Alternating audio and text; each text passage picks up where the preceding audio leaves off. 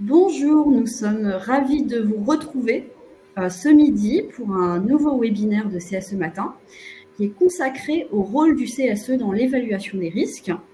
Nous sommes ensemble une petite heure pour partager sur donc les leviers dont disposent les élus de CSE pour créer un environnement de travail plus sûr et pour prévenir aussi les accidents, les atteintes à la santé des travailleurs. Pour ce webinaire, j'aurai le plaisir de partager avec Karima Boukalit, ergonome, chargée de projet pour le cabinet d'expertise groupe Apex ISAST. Bonjour Karima, je vous laisse vous présenter. Bonjour à tous. Alors voilà, je m'appelle Karima Boukalit, je suis ergonome et intervenante dans le cabinet Apex ISAST depuis 15 ans. J'interviens sur de nombreux sujets, notamment tout ce qui est restructuration, projets importants et risques graves. Donc voilà pour la présentation rapide. Et comme d'habitude, comme pour tout webinaire, l'idée c'est toujours de favoriser les interactions. Donc n'hésitez pas à poser toutes vos questions, on va les traiter au fil de l'eau. Et nous conserverons une dizaine de minutes au terme de notre échange pour répondre à vos questions auxquelles on n'aurait pas eu le temps de répondre. Sachez également que ce webinaire sera disponible en replay sur CSE Matin, notre média. Et concernant notre sujet du jour, le CSE est en effet chargé de contribuer à l'identification des risques professionnels, des risques auxquels les travailleurs peuvent être exposés. Nous allons le voir dans le détail avec Karima, mais il s'agit de déterminer les sources potentielles de danger, qu'elles soient liées aux conditions de travail, à l'organisation du travail, aux équipements ou aux facteurs psychosociaux. Et donc, tout d'abord, Karima, pourquoi c'est le CSE qui s'occupe des risques professionnels ? Alors, pour vous présenter cette première question, pour vous répondre, il faut peut-être rappeler déjà les champs d'action du CSE, comme je vous le présente au niveau de cette slide. Donc, vous avez à la fois le travail d'assurer une expression collective permettant la prise en compte des intérêts des salariés en matière économique et professionnelle, de contribuer à l'amélioration de la santé, de la sécurité et des conditions de travail. Donc, ça va être le sujet qui va nous concerner pour ce webinaire. De veiller à l'application du droit, notamment en portant les réclamations individuelles et collectives, et de gérer, bien évidemment, les activités sociales et culturelles. Alors, pourquoi le CSE s'occupe des risques professionnels ? Si nous reprenons un peu l'historique, il faut savoir que les conditions de travail est un champ historique de la démocratie sociale. On a tendance à l'associer à l'industrie du fait de la création des CHS dans les mines, dans la métallurgie. Mais en 1982 a été mis en place le CHSCT. Malheureusement, depuis les ordonnances Macron, le CHSCT a disparu et nous avons eu une perte des compétences dans le domaine de la santé et de la sécurité dans les instances représentatives. D'autant plus que le nombre des représentants du personnel et des heures de délégation ont été réduites, ce qui fait qu'aujourd'hui, vous, le CSE, vous êtes débordé par le nombreux sujets et au regard de vos champs d'intervention. Mais votre champ concernant les conditions de travail est bien là et vous avez vraiment un rôle dans la contribution de l'amélioration de la santé et de la sécurité de vos collègues. Donc, un des enjeux pour vous, c'est vraiment de reprendre la main sur ce sujet-là avec de la formation pour vous permettre de monter en compétence sur ce sujet-là. D'autant plus que je vous apprends rien lorsque je vous dis que les salariés vraiment veulent revenir en bonne santé après leur travail. C'est une attente de vos collègues et de nous-mêmes, j'ai envie de dire. On va au travail pour gagner notre vie et pas pour la perdre. Mais malheureusement, lorsqu'on regarde les indicateurs de sinistralité, la France n'est pas forcément un bon élève. Avec 600 000 accidents en moyenne par an. En 2023, il y a eu 661 personnes qui ont perdu leur vie dans l'exercice de leur travail. Donc, c'est vraiment un champ que vous devrez vraiment vous saisir du fait de la situation qui est plutôt dégradée actuellement dans notre société. Et vous avez pu le voir même dans vos propres entreprises avec les conflits sociaux qui ne s'arrêtent pas seulement forcément au salaire, mais dans l'amélioration des conditions de travail. Donc, c'est pour ça que vous avez vraiment à vous occuper de ce champ-là qui est vraiment essentiel et primordial dans vos actions. Et quelle est la mission principale du CSE en matière d'évaluation des risques professionnels dans l'entreprise? La mission principale, comme je vous l'ai dit, merci, c'est de contribuer à améliorer la santé et la sécurité, à l'amélioration des conditions de travail, mais surtout de tous les travailleurs. Parce que ce qu'on peut voir, par exemple, dans nos expertises, dans nos phases terrain, parce qu'on fait beaucoup de terrain dans notre cabinet, on voit que souvent l'employeur se focalise sur les salariés de son établissement, le CDI, le CDD, les stagiaires, les alternants, et met de côté un peu les conditions de travail des intérimaires et des salariés un peu de la prestation. Alors que vous, le CSE, vous avez vraiment tout ce périmètre-là à avoir en tête dans l'amélioration des conditions de travail et dans l'évaluation des conditions de travail. Et déjà, vous pouvez déjà avoir un regard critique sur l'occupation des postes faits par les intérimaires. Ça peut déjà vous donner une idée sur la pénibilité de ces postes de ces postes de travail. Donc déjà, avoir un regard terrain dans l'évaluation des risques, des unités de travail, donc qui occupe tel poste, quel poste, et quelle est la cotation de ces postes de travail au niveau de la criticité des risques professionnels. Et comment le CSE participe à l'identification des risques professionnels dans l'entreprise? Alors pour ça, vous avez plusieurs outils. Alors avant d'identifier les risques professionnels et de parler des outils, ce serait intéressant déjà de faire un point sur qu'est-ce qu'on entend par conditions de travail. Donc les conditions de travail qu'on entend, nous, pour permettre une évaluation des risques professionnels, c'est tout d'abord la pénibilité au travail, donc les critères de pénibilité que vous allez pouvoir identifier sur les postes de travail, les risques du travail qui est effectué, les horaires aussi. Les horaires peuvent vous donner également la criticité du poste de travail, selon si ce sont des équipes alternées, si c'est du travail de nuit, du cycle aussi, si vous êtes plutôt en 3-8, en 5-8, c'est ce qu'on voit qui se développe de plus en plus dans les industries. L'environnement de travail, la transformation des postes de travail, c'est ce qu'on voit actuellement beaucoup dans les projets importants. On voit que les postes de travail sont beaucoup plus remplis dans la polyvalence, la polycompétence, ce qui va entraîner forcément de la charge de travail, de la charge mentale. On parlera plus tard de votre rôle dans l'évaluation des risques psychosociaux, les espaces et les locaux de travail, le règlement intérieur et les relations professionnelles. Alors, quels sont vos outils? Tout d'abord, le DURP, donc le document unique d'évaluation des risques professionnels, que vous avez tous normalement dans les entreprises. C'est déjà un outil qui est pour moi central dans l'évaluation des risques professionnels, parce que vous avez les unités, les risques qui sont repris, et aujourd'hui vous avez un rôle beaucoup plus important dans la consultation de ce document unique, et vous pouvez y participer en le complétant, en l'amendant de votre expérience, de votre retour d'expérience sur le terrain, et des propos que vous aurez pu recueillir par vos collègues sur le terrain. Donc, vous avez vraiment un rôle de relais pour remonter les difficultés que rencontrent vos collègues sur le terrain. D'autant plus que vous êtes amené régulièrement à faire des inspections, c'est-à-dire que vous allez sur le site faire des inspections, rencontrer vos collègues pour pouvoir échanger sur leur travail et leurs conditions de travail. Et les enquêtes que vous êtes également amené à faire lorsqu'il y a un accident de travail. Donc, tout ça vous permet de recueillir pas mal de risques professionnels, et donc vous avez aussi le rôle d'en discuter, de les remonter dans le cadre de vos réunions pour pouvoir amender le document unique, parce que c'est un document qui est vivant, et à vous de le nourrir des expériences que vous avez pu avoir sur le terrain. Vous pouvez également demander à votre employeur des indicateurs de sinistralité qu'il doit vous présenter lors des réunions, notamment des indicateurs d'accident de travail, avec ou sans arrêt, les maladies professionnelles, l'absentéisme, parce que l'absentéisme permet de révéler pas mal d'éléments sur le type d'arrêt, arrêt long, arrêt court. Lorsque c'est un arrêt court, on peut se poser la question que la personne a besoin de récupérer parce qu'elle a une grosse charge de travail ou un travail très fatigant, donc elle a besoin de se mettre en retrait pour pouvoir récupérer. Un arrêt long peut questionner sur des troubles musculo-squelettiques, sur des risques psychosociaux. Ça vous donne des indicateurs, des hypothèses, des axes de travail.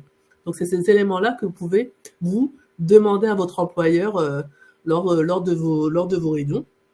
Et comme je vous disais, les inspections, les enquêtes permettent également d'alimenter ces sujets-là. Mais quels sont les outils et les informations dont dispose le CSE pour mener à bien son rôle dans l'évaluation des risques? Alors, ce qui est intéressant, c'est, comme je vous disais, c'est vrai que le CHSCT a été supprimé. Et donc, aujourd'hui, il n'y reste que le CSE. Mais dans le cadre du CSE, il peut être mis en place ce qu'on appelle la commission santé, sécurité et conditions de travail. Et cette commission est obligatoire pour les entreprises de 300 voire plus salariés, 300 et plus salariés.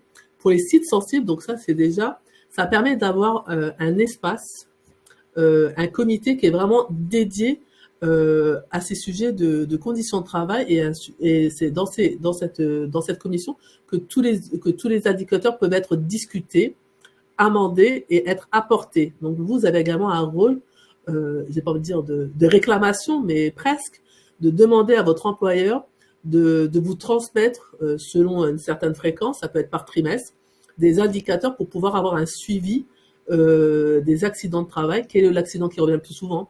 Est-ce que ce sont des chutes? Est-ce que ce sont des coupures? Donc ça vous permet aussi également de nourrir le document unique, comme je vous disais initialement, qui est vraiment votre document qui est un peu le document qui doit être vraiment à toute réunion pour pouvoir l'amender, le nourrir et le mettre à jour. Et c'est à partir de là que vous allez pouvoir faire une évaluation des risques professionnels. Nous avons Yvette qui dit le CSE doit théoriquement faire des visites de sites. Comment faire quand il se trouve sur tout un département et surtout quand le nombre d'élus est de plus en plus réduit suite à des démissions, des arrêts maladie, etc. Comme je vous le disais, c'est ça qui est assez malheureux, c'est que le fait d'avoir réduit et d'avoir supprimé le CHSCT, tout se centralise sur une instance qui est rapidement débordée. Donc moi, ce que je peux vous conseiller, c'est essayer de faire un agenda social pour pouvoir faire des visites. C'est-à-dire essayer de structurer votre travail en tant que représentant du personnel en disant que peut-être une fois par trimestre, vous allez visiter un département, un service en particulier, d'autant plus que vous avez forcément eu écho là où ça se passe mal, j'ai envie de dire, là où il y a des difficultés. Donc, vous prioriserez votre action vis-à-vis de ça. Mais le mieux, c'est vraiment de faire un agenda social et de pouvoir vous organiser, parce que vous n'êtes pas limité en réalité dans les visites et les inspections, et c'est là où vous allez pouvoir vous nourrir pour pouvoir débattre avec votre employeur sur les conditions de travail et défendre l'intérêt des travailleurs. Et en quoi le CSE peut-il contribuer à l'élaboration du DURP? Comment on assure le suivi plus concrètement? En demandant régulièrement un rapport annuel. Quand je dis un rapport annuel, c'est plutôt des retours de votre employeur dans le cadre, par exemple, de la commission santé, sécurité et conditions de travail. Comme aujourd'hui, maintenant, comme la loi santé, alors comment j'essaie de retrouver la salle. Voilà, comme vous avez pas mal de consultations périodiques en matière de santé, sécurité, conditions de travail, et le document unique d'évaluation des risques professionnels, et on vous demande maintenant d'être consulté sur ce document unique d'évaluation des risques professionnels, et que ce document doit être dématérialisé et archivé. Donc cet outil-là, la direction doit vous consulter. Donc déjà voir si vous avez déjà aujourd'hui la consultation ou pas de ce DURP, de réclamer, parce que c'est dans votre droit, et comment le nourrir et faire le suivi, c'est dans le cadre de la mise à jour, en sachant que le document unique doit être mis à jour tous les ans. Donc ça permet peut-être à ce moment-là de faire un point d'arrêt, et de vérifier si les mesures de prévention qui avaient été définies ont été mises en place, et quels ont été les résultats. Est-ce qu'il y a du mieux, ou au contraire, faut-il retravailler sur d'autres pistes d'action? Donc, cette mise à jour permet déjà d'avoir un suivi annuel. D'autant plus qu'il y a une consultation. Et il faut savoir que la mise à jour peut se faire également lorsqu'il y a un projet de transformation. Donc là, également, vous pouvez demander à avoir le document unique mis à jour lors des projets importants de transformation, de réorganisation. Donc, ce sont on va dire, des moments clés pour pouvoir avoir un suivi régulier de ce document unique. Et Sylvain constate qu'il n'est pas toujours évident d'avoir accès à ce document unique. C'est pas du tout normal, parce qu'il doit même être transmis, il doit même être à disposition des salariés. Au-delà des représentants du personnel, les salariés doivent avoir accès facilement à ce document unique, parce que c'est ce document unique qui va informer, sensibiliser les travailleurs sur le risque professionnel. C'est vrai qu'il y avait un temps, les salariés travaillaient, mais ne connaissaient pas le risque professionnel. Et c'est là où on a pu voir des dégâts au niveau de la santé avec l'amiante, avec d'autres sujets importants, des produits chimiques. Donc, alors les salariés travaillaient sans avoir en tête les risques de ces produits-là. Alors, donc la loi aujourd'hui oblige en réalité votre employeur à la mettre à disposition. Donc, vous avez le rôle de le réclamer haut et fort, j'ai envie de dire, le point levé presque, d'avoir ce document unique. Et s'il y a besoin de mettre dans la boucle des acteurs tels que l'inspection du travail pour le réclamer. Parce que ça, l'employeur ne peut pas ne pas vous le transmettre. Ça, ce n'est pas possible. Ouais.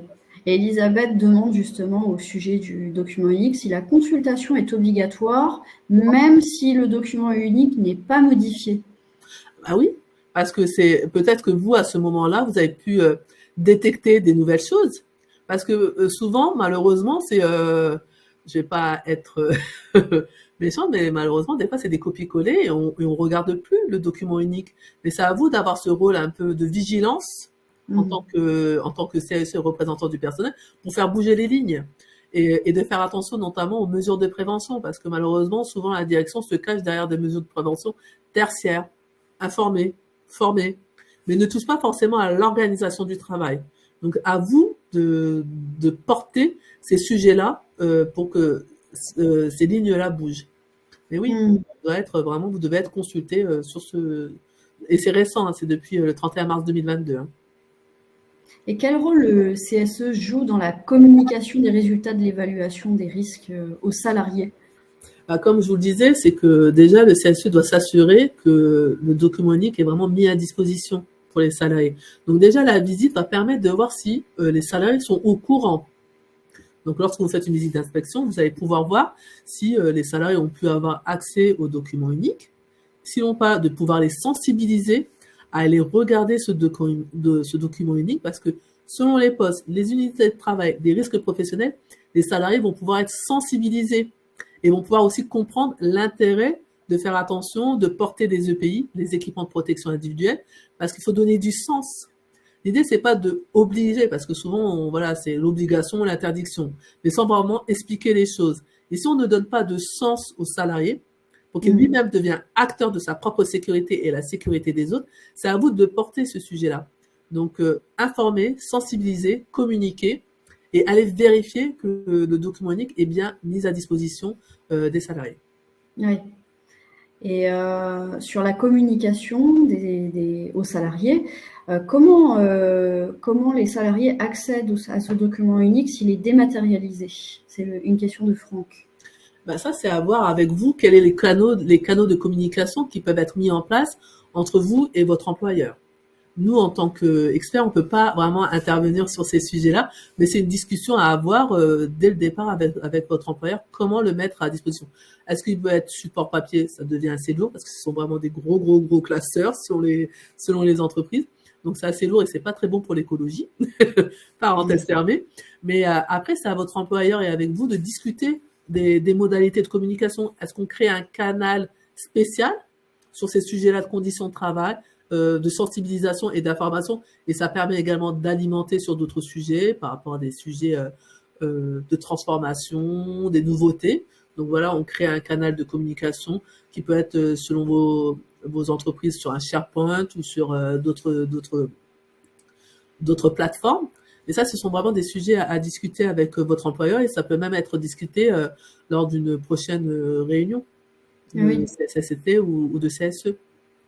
Et Marc demande si les évolutions du document unique qui sont proposées par les représentants du personnel ou la CSCT, est-ce qu'elles peuvent être refusées par la direction de l'entreprise ? De les motiver. Pourquoi le refuserait ? Parce que par exemple, quel est l'exemple que vous pourrez donner pour d'évolution parce que ça, c'est vraiment des discussions, c'est des compromis. Est-ce que c'est vraiment s'il y a vraiment un sujet de santé, de sécurité, l'entreprise, elle peut pas le refuser. Sinon, elle se met même elle à défaut de sa responsabilité parce qu'elle a une obligation de résultat et pas forcément de moyens. Donc, on va dire, c'est un jeu dangereux. mais faut vraiment qu'elle le motive et qu'elle apporte les éléments motivants et rien ne vous empêche dans de mettre dans la boucle l'inspection du travail pour s'assurer de la mise en place ou pas de ces éléments-là. En ayant un document unique par site, Corinne demande si le CSE peut avoir accès à tous les documents uniques. Normalement, oui. C'est dans votre rôle. C'est dans votre rôle en tant que représentant du personnel. Si vous êtes l'instance représentative de l'entreprise, vous avez accès à tous les documents uniques. Ah oui. Normalement, vous avez la BDSE, vous savez maintenant la plateforme où tous les documents sont déposés pour votre travail. Donc, dans cette BDSE, normalement, vous devez les retrouver selon une certaine organisation de votre BDSE. Vous devez les retrouver tous à l'intérieur. S'il manque, il faut les réclamer. Christophe dit que le document unique de son entreprise est seulement dans le bureau de la direction. Est-ce qu'on peut demander qu'il soit mis à disposition dans un autre endroit? Oui. Oui. Il pourrait déjà être dans le local du CSE. Oui. Ça peut être deux. Et ça serait peut-être plus pratique pour les salariés qui sont beaucoup plus à l'aise d'aller peut-être dans le local du CSE que dans le local de la direction. Moi, la première. Hein. Comment le CSE peut contribuer à la mise en place d'une politique de prévention efficace au sein de l'entreprise, plus largement?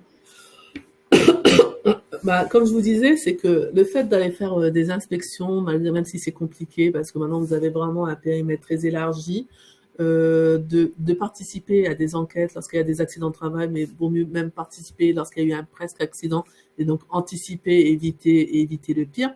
Donc, y contribuer, c'est déjà se servir de tous ces outils et d'avoir un dialogue vraiment avec votre direction et de démontrer que votre intérêt, c'est vraiment l'intérêt du travailleur et des conditions de travail. Vous n'êtes pas là juste pour taper sur votre employeur. C'est pas ça votre intérêt. Vraiment, votre intérêt, c'est que tout se passe le mieux et que les salariés puissent rentrer le soir chez eux en bonne santé et sans avoir eu peur de perdre leur vie.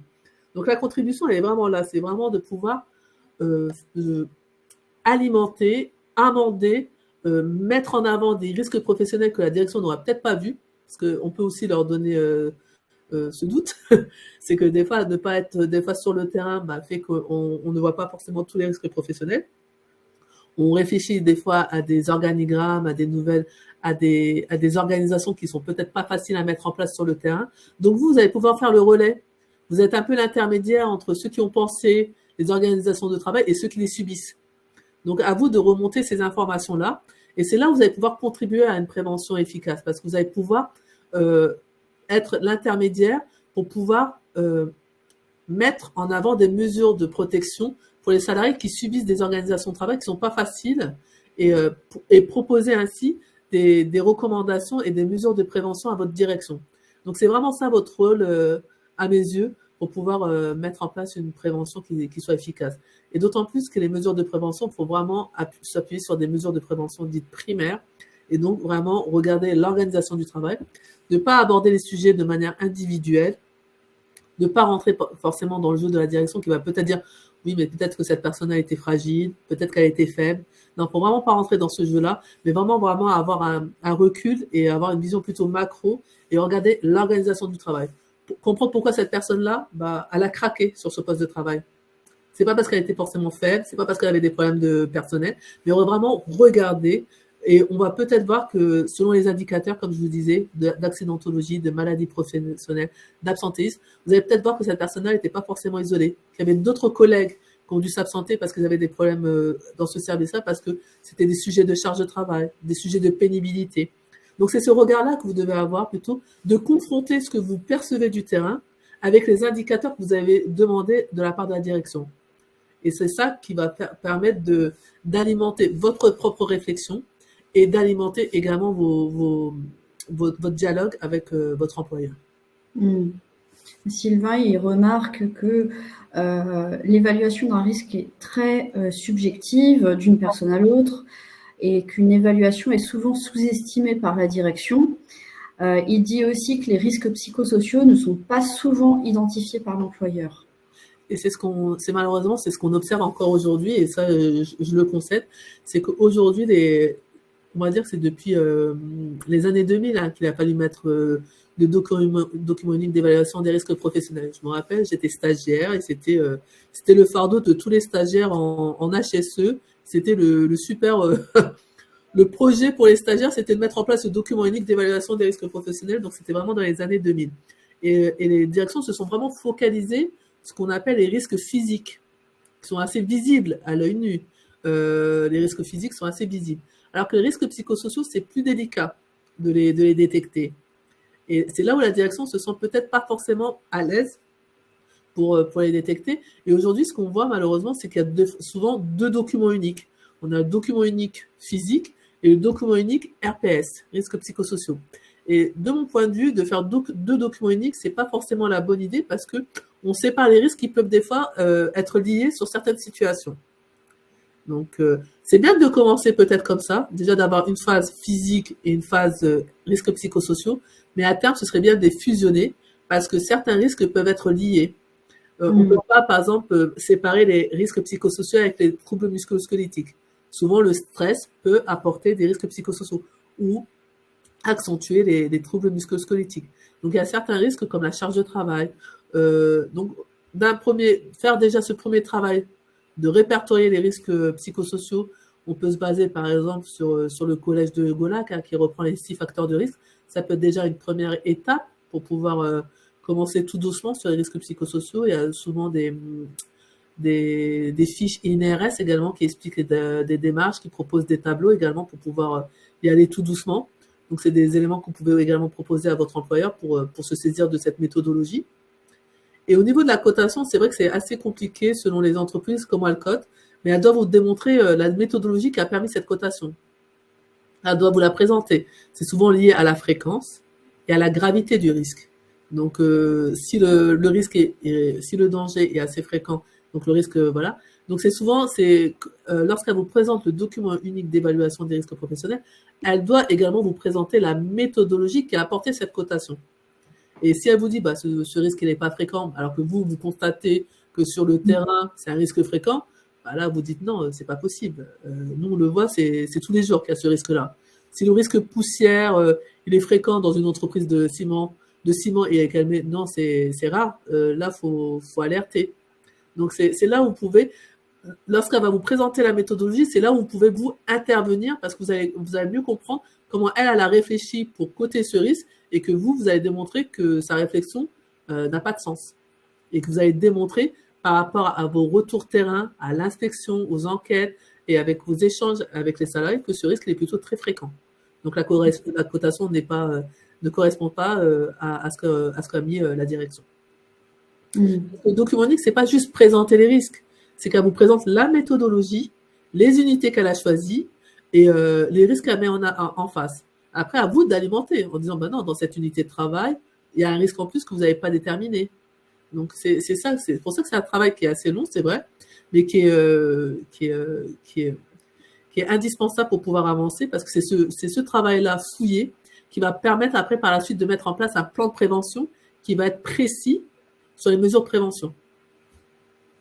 Et est-ce que le temps passé en visite d'inspection, c'est une autre question de Patrick, impute les heures de délégation des membres de la commission SSCT? Bah ça, tout dépend du règlement interne que vous avez pu avoir avec votre employeur. Là, comme ça, je pourrais pas vous dire oui ou non, en toute sincérité, parce que selon les accords dans les entreprises, selon le règlement intérieur, ça c'est vraiment à vérifier et à discuter avec votre employeur. Mais moi, je peux me renseigner de mon côté. Je peux prendre la question. Et au sujet du document unique, toujours, Catherine demande un délégué du personnel a utilisé son droit d'alerte pour 2 salariés en arrêt maladie pour burn-out. Il ne retrouve pas le dit document. Comment faire pour le retrouver? Le document, vous n'avez pas pu le signaler dans le registre des alertes? C'est ça que vous êtes en train de dire? Je pense que c'est ça, oui. Alors, peut-être qu'on reviendra sur la question si Catherine veut bien la préciser. Bon, on va passer à la suite et puis Catherine, vous pouvez repréciser plus tard. Donc, Comment le CSE peut intégrer les retours d'expérience et les accidents du travail dans l'amélioration de la sécurité au travail? C'est ce que, comme je vous disais, le document unique, c'est souvent sous... vous savez pas, c'est quoi consultation? Le document unique, c'est souvent un tableau Excel où on reprend l'ensemble des risques professionnels, les unités de travail, les risques professionnels, la cotation et les mesures de prévention qui vont être mises en place. Lorsque vous allez faire une inspection sur le site, ou lorsque vous allez faire une enquête des accidents de travail, vous allez relever peut-être des risques professionnels qui n'étaient pas dans le document unique. Donc c'est ça qui va permettre de nourrir ce document unique, et donc vous allez dire, bon, ce risque-là doit apparaître parce qu'il a été source d'un accident de travail, ou moi je l'ai vu lors de ma visite sur le terrain, donc il faut vraiment qu'il apparaisse parce que dans cette unité de travail, ce risque-là est vraiment là. Donc c'est ça qui va permettre d'alimenter au fur et à mesure le document unique et de permettre vraiment de mettre en place des mesures de prévention qui vont être au plus près de la réalité du terrain.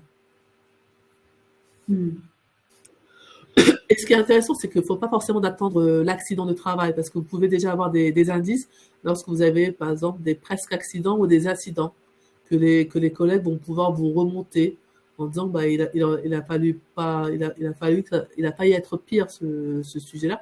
Donc, à vous de le prendre en considération et d'alerter rapidement votre direction pour qu'elle puisse s'intégrer dans le document unique d'évaluation des risques professionnels. Et rien ne vous empêche aussi d'aller voir, parce que souvent dans vos entreprises, vous avez également un responsable QHSE, qualité, hygiène, sécurité, environnement. Donc rien ne vous empêche d'aller échanger avec lui également, avec ce préventeur, pour pouvoir comprendre la cotation et pouvoir nourrir également le document unique. Et souvent, cette personne-là, elle est invitée au niveau du CSE. Donc vous pouvez également avoir des échanges en direct avec cette personne-là concernant l'évaluation des risques professionnels. Pascal témoigne, notre commission SSCT, censée faire un compte-rendu de leur visite, n'a pas l'air de prendre son rôle au sérieux. Puis-je, en tant qu'élu titulaire, leur demander d'effectuer des contrôles plus efficaces, et quelle action s'il n'y a pas de réaction de leur part? Donc alors ce que je comprends, c'est que c'est la... Je vais reprendre la présentation.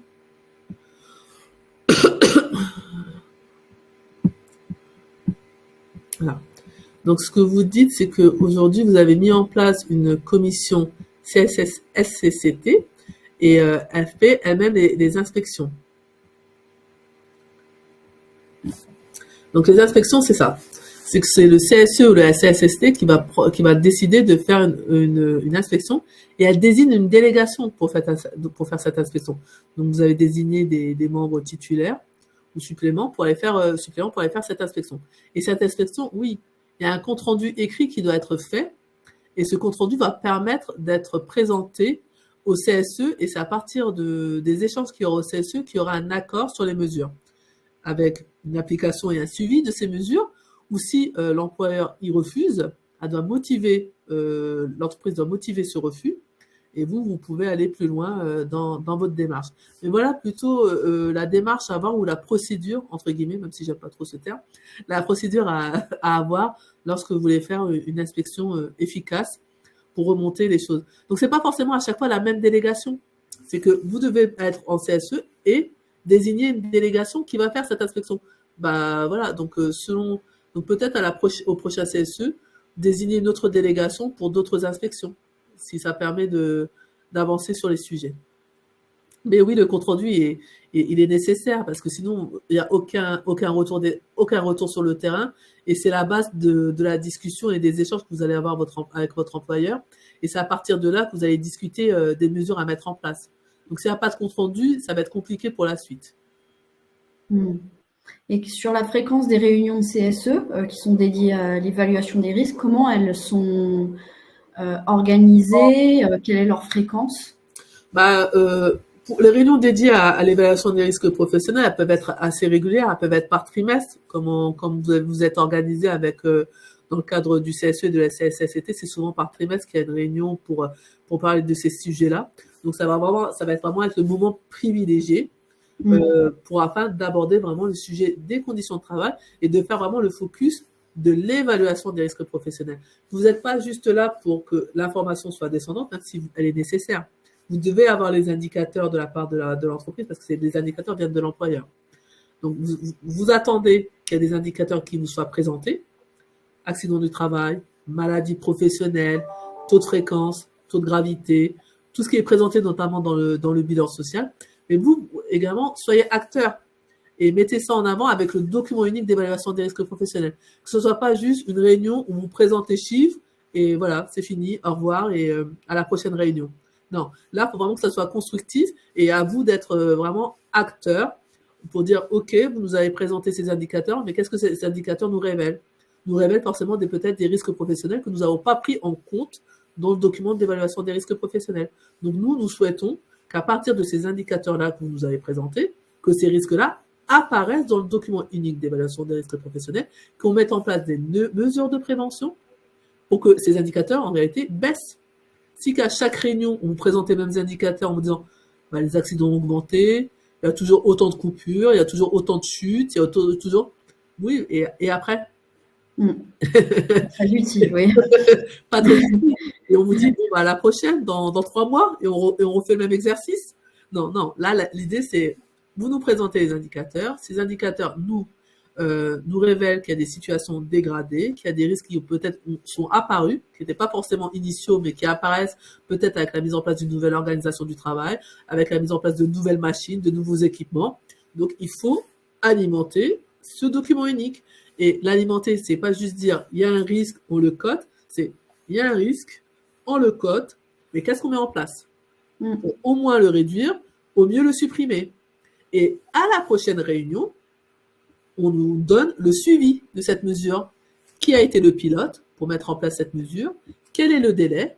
Et où on en est? Et quel est le retour d'expérience des salariés?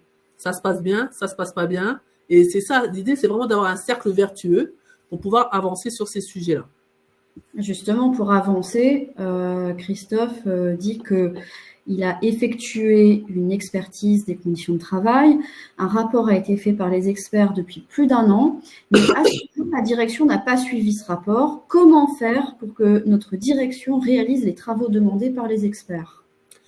Déjà, vous pouvez peut-être déclencher une réunion CSE avec l'ordre du jour suivi des actions et des recommandations demandées par l'expert.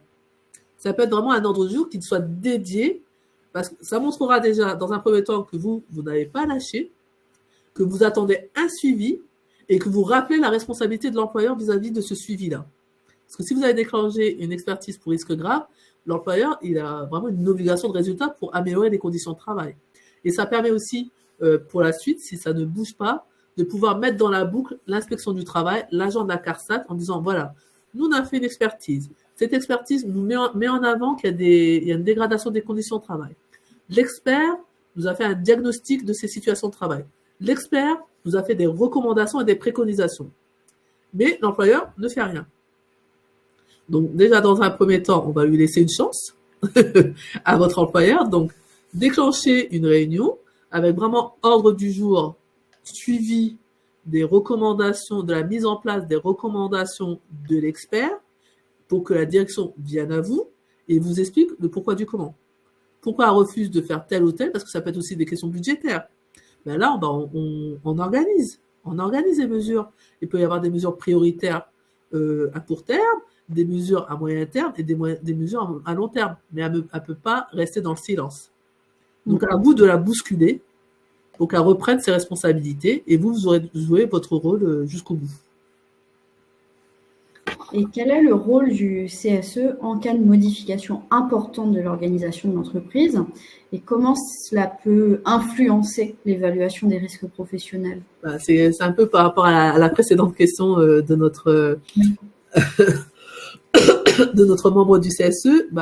Souvent, le CSE, alors ce qu'on peut voir des fois dans des entreprises, et souvent dans des grosses entreprises malheureusement, c'est qu'il peut y avoir des modifications, des organisations de travail, des postes de travail, mais que la direction pense que c'est insignifiant et ne consulte pas. Donc déjà, il faut être vigilant. Être vigilant par rapport aux différents sujets qui peuvent être présentés par la direction dans le cadre de décisions stratégiques, dans le cadre des orientations stratégiques, d'avoir plutôt voilà, d'être vraiment très vigilant par rapport à ce que peut préparer la direction sur l'avenir, sur des transformations. Parce qu'elle peut les faire, mais sans vous consulter. En disant, oui, c'est insignifiant, on a changé un poste de travail, mais il n'y a pas de conséquences. Ben oui, mais pourquoi vous nous dites ça? Vous l'avez évalué comment? D'où. Donc, c'est ça l'idée. Donc, la modification, normalement, à chaque modification, à chaque projet important, le CSE doit être consulté. Donc, il y a une information en vue d'une consultation. Donc, on vous informe qu'il y a des transformations, on vous informe qu'il y a des modifications. Pourquoi? Pour que vous puissiez être consulté et rendre un avis. Et cet avis doit être éclairé. Donc, pour qu'il soit éclairé, il faut que la direction vous donne le maximum d'informations. Et le maximum d'informations, c'est déjà de vous présenter, par exemple, le document unique d'évaluation des risques professionnels à jour, avec ces modifications. C'est-à-dire qu'elle ne peut pas vous dire non, mais rien ne change, tout va bien. Comment vous avez fait? Vous avez évalué à partir de quoi? Quelles sont vos grilles de cotation? Et le meilleur outil, encore, c'est le document unique. Si le poste est modifié, quelle est la cotation de ce nouveau poste? Quels sont les nouveaux risques? Ou au contraire, peut-être que ça réduit des risques. Bonne nouvelle, on pourrait que s'en réjouir. Mais la direction doit vous le présenter, doit vous en informer pour vous permettre une consultation la plus éclairée. Et vous pouvez être accompagné selon les sujets. Donc, si vous pensez que il vous manque des éléments, que vous ne vous sentez pas à l'aise par rapport au sujet de transformation, ça peut être des gros sujets de transformation où c'est vraiment toute une organisation qui est transformée ou des déménagements assez importants, rien ne vous empêche de faire recours à un expert, aussi bien pour le risque grave que pour le projet important. Donc, il ne faut surtout pas vous empêcher d'être accompagné sur ces sujets qui sont souvent très, très importants. Sur la question du document unique, Olivier demande s'il faut intégrer les risques ou le risque climatique. C'est la question parce que en plus, maintenant que vous êtes dans la BDSE, c'est que maintenant l'environnement, vous devez maintenant être consulté aussi sur les sujets projets. On doit vous présenter les impacts environnementaux sur les sur les projets de réorganisation ou les projets d'entreprise. Se pose la question parce que on pourrait se poser la question. Alors, je ne sais pas si c'est une obligation. Je pourrais pas vous dire oui, on est obligé parce que c'est encore tout récent maintenant. Cette prise de conscience écologique, environnementale est toute récente. Mais selon les entreprises, il y a déjà des entreprises qui travaillent beaucoup avec des produits chimiques. Donc ces sujets-là, déjà au niveau sécurité, sont intégrés avec les fiches chimiques des produits. Donc déjà, il y a déjà ce travail-là qui peut être fait dans certains documents uniques, parce qu'il y a déjà l'exposition au niveau sanitaire pour les salariés. Et après, climatique, la question reste ouverte, j'ai envie de dire. Et comment le CSE peut favoriser une participation active des salariés dans le processus d'évaluation des risques? En le tenant informé. Donc, il y a plusieurs moyens de le tenir informé et il faut surtout pas vous en priver parce que c'est vraiment là où vous allez pouvoir recueillir le maximum d'informations, d'avoir une certaine proximité aussi avec les salariés parce que comme je vous disais, maintenant que vous avez un périmètre qui est assez important, on pourrait avoir le sentiment d'un éloignement des représentants du personnel. Donc, c'est intéressant vraiment de tenir informé les salariés de votre travail, de votre volonté d'avancer sur certains sujets, parce que souvent, peut-être, les salariés pourraient se dire, on ne voit rien, on est un peu abandonné. Donc, l'idée d'avoir une communication auprès des salariés, c'est aussi bien pour vous, pour montrer un peu votre démarche, et aussi vos difficultés, parce qu'il ne faut pas se cacher aussi, il faut mettre vraiment en avant les difficultés que vous pouvez rencontrer. Donc, ça peut être par différentes modalités. Vous pouvez faire des réunions d'information. En plus, maintenant, avec les nouveaux outils digitaux, Teams, ça peut être assez pratique lorsqu'on est un peu éparpillé dans toute la France. Donc, ça peut être des réunions d'information pour tenir informé de la mise à jour du document unique. Qu'est-ce qu'ils y pensent? Est-ce qu'ils ont eu la communication? Est-ce qu'ils ont eu l'information? Est-ce qu'ils ont pu le voir? Est-ce qu'il y a des retours? Est-ce qu'ils s'y retrouvent dans leur poste de travail par rapport à l'évaluation qui a été faite? Donc, ça permet aussi de jauger par rapport à la cotation. Ça peut être des assemblées générales.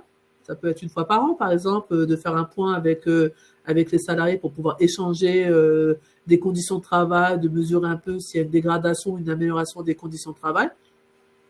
Et le CSE peut également mettre en place un canal d'information pour pouvoir donner de l'information au fur et à mesure des sujets, pour pouvoir informer les salariés et que les salariés puissent également pouvoir communiquer avec le CSE, peut-être avec une boîte mail générique pour que les salariés puissent, on va dire,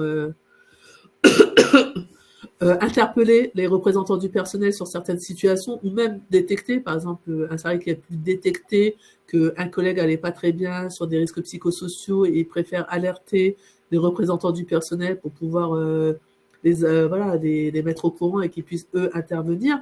Donc, il y a différents moyens. Et surtout, pour avoir vraiment toute la confiance de vos collègues, c'est vraiment de leur assurer l'anonymat et la confidentialité de retour d'expérience. C'est-à-dire, plus vous leur assurez l'anonymat et la confidentialité, plus ces derniers seront à même de se confier à vous et de vous remonter des sujets même très, très, très individuels, mais qui sont essentiels pour pouvoir comprendre certaines difficultés collectives. Et sur le risque climatique, on revient sur le sujet, tel que la neige, les inondations. Sophie remarque que ça augmente le risque sur la route pour les trajets domicile-travail. Donc le risque pour le trajet, est-ce qu'il est à développer dans le document unique ? Le risque routier, oui. En plus, selon les métiers, alors il y a souvent des personnes qui sont souvent sur la route, hein. Les chauffeurs poids lourds, les commerciaux, ils sont que sur la route. Donc, si le risque routier, vous voulez mettre en face que maintenant il y a une dégradation, en plus selon le coin géographique où on habite. Moi, je suis dans l'Oise, donc je suis pas loin du Nord-Pas-de-Calais. Et donc là, on est déjà en vigilance orange, donc les inondations sont là. Donc, rien ne vous empêche de signaler parce que ça peut peut-être jouer au niveau de la cotation. Quels sont les liens entre le CSE et les instances spécialisées en santé et en sécurité au travail ? Comment on peut renforcer l'évaluation des risques professionnels ? Comme je vous le disais en introduction, c'est que le CSE maintenant est vraiment le principal acteur dans l'évaluation des risques professionnels. Et pourquoi je dis le principal acteur, c'est qu'aujourd'hui, ce qu'on constate dans les instances spécialisées, alors qu'on appelle instances spécialisées, c'est l'inspection du travail, la médecine du travail, la CARSAT, on voit malheureusement que ces postes-là sont vacants. Il y a beaucoup de vacances dans ces postes-là. Donc, maintenant, un inspecteur, il a quasiment un périmètre immense pour pouvoir travailler. Donc, c'est pas facile forcément de l'avoir sur certains sujets. Donc, qu'est-ce qui reste pour les salariés ? Il reste le CSE. Il reste que le CSE par rapport à la proximité, mais rien ne vous empêche quand même de les mettre en copie sur les sujets qui nous semblent importants, de les solliciter. Il ne faut vraiment pas se priver de les solliciter, parce que selon les sujets et leur priorisation, ils arriveront à se dégager du temps pour pouvoir vous accompagner sur des sujets très spécifiques. Donc, il ne faut surtout pas se fermer la porte de l'inspection du travail, de la CARSAT, même si ces derniers sont assez débordés au regard de la vacance de leur poste de travail et du périmètre qui est également très élargi. Sur les risques psychosociaux, qui sont un sujet très important, comment le CSE peut-il prendre en compte les risques psychosociaux dans son rôle d'évaluation et surtout quelles actions peut-il recommander pour les prévenir ? Alors, les risques psychosociaux, c'est un sujet... c'est un sujet très, on va dire, très complexe aujourd'hui parce que c'est vraiment, on va dire, c'est quasiment le mal du siècle comme le mal du dos, quoi. Donc là où déjà le CSE peut intervenir, c'est peut-être dans la pesée des postes. Alors lorsqu'on dit la pesée de postes, c'est de mesurer la charge de travail des collègues, et ça c'est à demander auprès de votre employeur de pouvoir, là où vous avez pu avoir, on va dire, des retours, c'est-à-dire vous avez eu des plaintes. Parce qu'à un moment donné, il faut aussi prioriser parce que vous ne pouvez pas tout faire en une seule fois. Il faut pas à pas, mais tout doucement, on y arrivera. C'est là où vous avez peut-être entendu des plaintes ou des retours de vos salariés, des salariés ou des arrêts maladie assez récurrents, de demander peut-être déjà des pesées de poste pour qu'enfin vous détermine quelle est la charge de travail réelle pour ce salarié. Et vous également d'aller questionner, d'aller faire des inspections sur ces postes-là. En priorité pour mesurer un peu ce que vous dit la direction et ce que vous dit les salariés. Ça vous permet de confronter les points de vue et de voir aussi les écarts de perception qui peuvent exister entre ce que pense la direction, que fait le salarié, mais ce que fait réellement le salarié, donc ce qu'on appelle le travail prescrit et le travail réel. Donc c'est ça qui est intéressant, vous, sur le terrain, c'est peut-être déjà de cibler certains postes critiques. Vous avez déjà des retours de la part des salariés. Premièrement, déjà la pesée des postes peut être déjà un élément pour pouvoir déterminer certains risques psychosociaux. L'inverse aussi, hein, c'est pas forcément que le poste est trop chargé, mais peut-être l'inverse aussi, où la personne est placardisée avec pas grand-chose. Donc ça aussi, c'est des éléments qui poussent aussi à des sujets de RPS. Donc la personne qui se retrouve plus dans son travail, qui perd sens à son travail, c'est aussi des sujets de risques psychosociaux. Il y a également le fait de peut-être de détecter, d'identifier des situations individuelles. Vous avez peut-être de votre proximité pu constater qu'il y avait des situations individuelles de personnes qui souffrent, qui sont dans un mal-être. Donc c'est à vous également de pouvoir les remonter. Peut-être sans citer la personne, mais peut-être de citer peut-être un service en particulier et de dire qu'il y a peut-être des sujets sur ce service-là au niveau des risques psychosociaux, donc à essayer de faire une enquête sur ce risque-là. Et ce qu'on voit aussi dans les entreprises qu'on a pu dans lesquelles on a pu intervenir, c'est qu'il a été décidé, au-delà du CSE, au-delà de la commission SSCT, de mettre en place un comité. Et c'est ce qu'ils appellent le comité RPS. Donc c'est un comité qui a, il y a l'employeur, il y a quelques membres de la CSSCT et du CSE, la médecine du travail, il peut y avoir un psychologue également du travail, qui se réunissent pour pouvoir aborder ces sujets-là. Mais pas juste pour aborder ces sujets-là de manière individuelle, c'est pas l'intérêt. L'intérêt, c'est plutôt d'avoir une vision collective et de se questionner sur les organisations du travail. Donc, ils se font une sorte de tableau où ils répertorient les risques qui reviennent régulièrement, les troubles également qui reviennent régulièrement et qu'ils essaient de trouver des solutions. Et c'est dans ce comité-là qu'ils sont discutés ces sujets-là. Après, c'est remonté au niveau de la CSSCT, puis au CSE, qui va permettre après, par la suite, de mettre en place ces mesures-là. Donc, peut-être de créer un comité vraiment dédié au RPS va peut-être permettre de décanter déjà ce sujet-là et de prioriser déjà des premières actions parce que c'est un sujet assez très vaste. Il est assez vaste. Il faut déjà mettre un pied dedans pour pouvoir avancer tout doucement. Et aussi, également, la formation. Pardon? Donc, je disais également, faut se former sur ces sujets psychosociaux. Il y a des formations pour permettre mieux d'accompagner les collègues et même votre rôle dans le cadre de ces sujets-là et la sensibilisation. Et comment assurer la confidentialité quand les risques ne concernent qu'une seule personne? Parce que Laetitia dit qu'une ou un salarié ne peut pas vouloir se confier. Alors, tout de suite, de ne pas lui dire que vous allez tout de suite aller monter dans le bureau de la direction et parler de ce sujet-là. L'idée, là, c'est peut-être de recueillir, dans un premier temps, de recueillir la personne, de recueillir son mal-être, de voir qu'est-ce qui se passe. Est-ce que c'est lié à un service, c'est lié à du management? Déjà, c'est déjà le premier sujet. De l'orienter vers la médecine du travail également, parce que la médecine du travail, elle a également la confidentialité. Hein.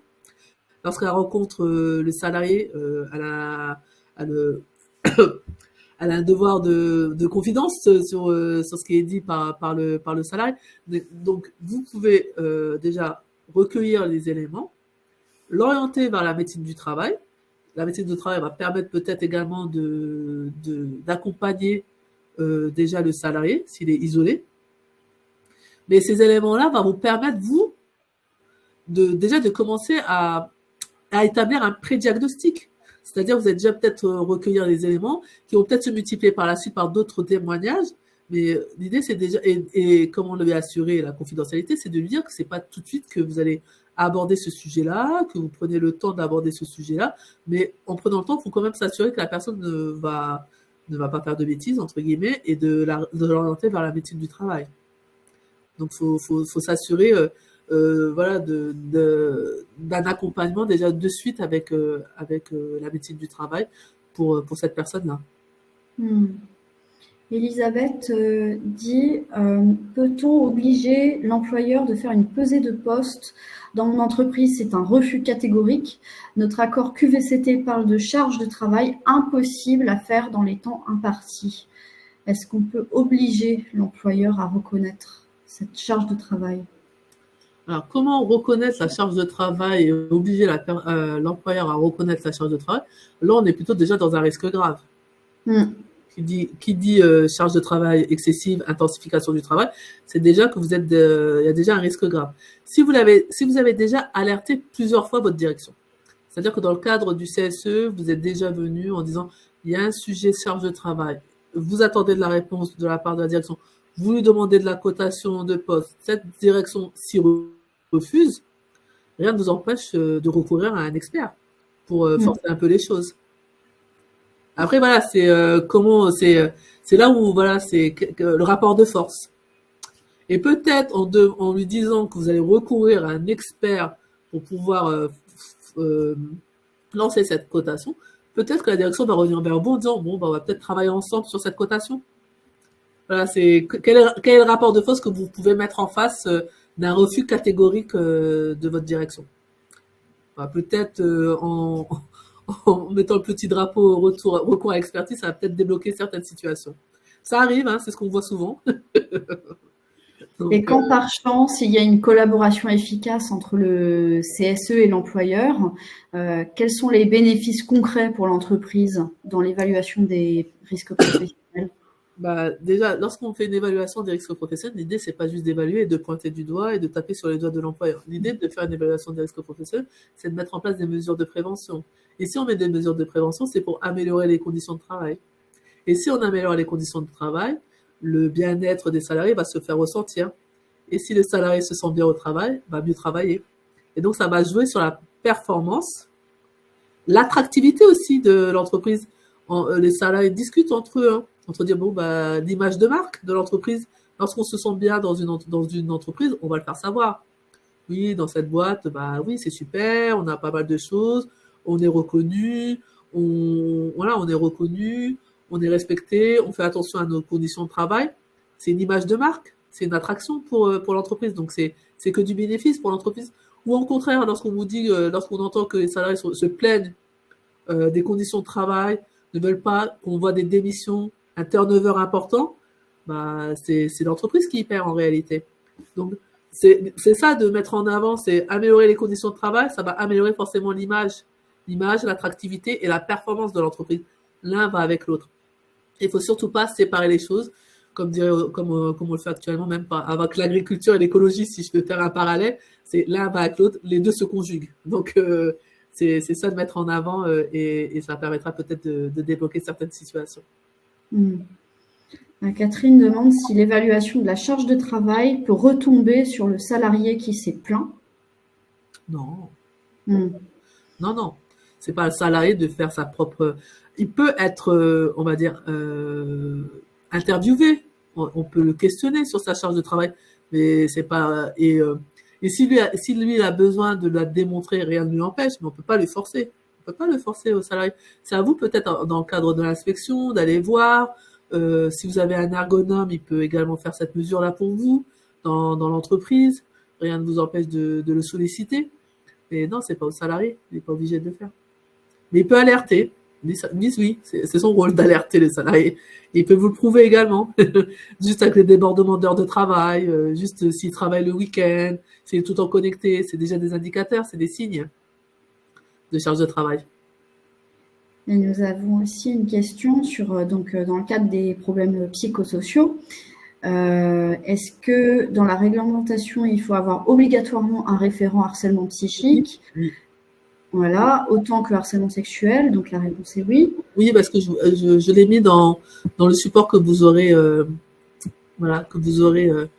vous ai rappelé cette obligation qui date depuis 2019. Voilà, le référent en matière de lutte contre le harcèlement sexuel qui peut être étendu sur le harcèlement moral, voire aux atteintes aux droits des personnes. Donc ça, oui. Et comment aussi la personne exposée, donc à ce harcèlement, peut être accompagnée sans crainte de répercussions? Ça, c'est toujours le sujet très, très, très délicat, je l'avoue. Déjà, si vous êtes alerté, c'est déjà bon signe. C'est que si elle est venue vous voir, c'est qu'elle a vraiment, vous avez déjà pu être informé et Sortir que de son silence. Oui. déjà sortir de son silence, parce que c'est pas forcément le cas. Les personnes sont souvent, et on le voit même aujourd'hui dans l'actualité, se referment sur elles-mêmes et il faut attendre même des fois plusieurs années ou que la personne préfère démissionner de l'entreprise. Ce que nous, on a pu voir, on a déjà fait une expertise sur ce sujet-là, c'est que lorsqu'on a pu faire une enquête, on a pu voir que ça se répétait. Par exemple, c'était un directeur et le directeur, au lieu de le licencier, on le faisait changer d'endroit. Et à chaque fois où il allait, bah, il y avait toujours les mêmes dégâts. Donc l'expertise a pu démontrer ces éléments-là et on a pu mettre en avant que c'était le sujet, c'était vraiment qu'il y avait vraiment de harcèlement. Donc ça, c'est assez délicat, je ne peux pas vous donner de réponse assez concrète, mais déjà si vous êtes au courant, rien ne vous empêche de vous rapprocher de l'inspection du travail, de voir comment vous pouvez agir sur ce sujet-là, de vous rapprocher aussi d'un expert pour pouvoir être accompagné sur quels sont les leviers d'action, parce que chaque situation est assez particulière selon le secteur, selon le service, c'est assez délicat à aborder de manière assez générale. Mais déjà, c'est ça.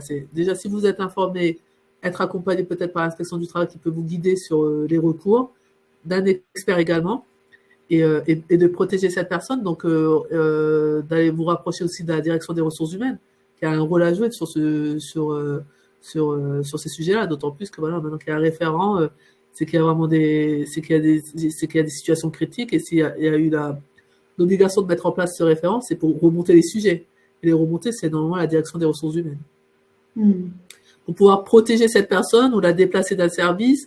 Donc, il y a différentes modalités, vous voyez. Bien, je vais vous remercier d'avoir suivi ce webinaire CS matin, d'avoir été présent et fidèle.